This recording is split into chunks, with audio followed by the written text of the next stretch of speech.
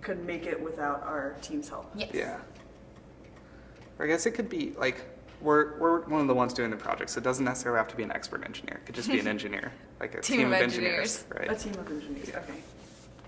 So, a team. Okay, so entertaining and unique. Now this one seems a little bit different from the rest of them, just because, I mean, entertainment value, that's such a subjective. Yeah. Yeah, It's it's an like opinion. It's a different opinion or feeling per person, so we can't really measure that.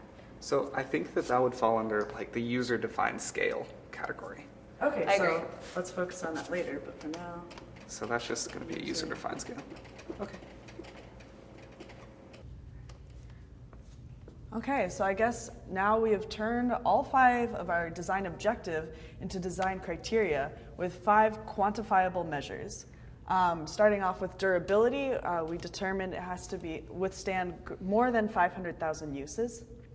Secondly, for low cost, we decided that once we add up all the cost of materials, it would cost less than $50 per unit. Thirdly, easily refillable. We decided that a device would be easily refillable if it took less than 30 seconds for a trained staff member to refill the device. If our device is easily replicable, a team of engineers can remake our device without contacting us. This will make sure that it can be redone once we're done with the class. And then finally, entertained and unique is a user-defined scale because it's a feeling and it's not objective.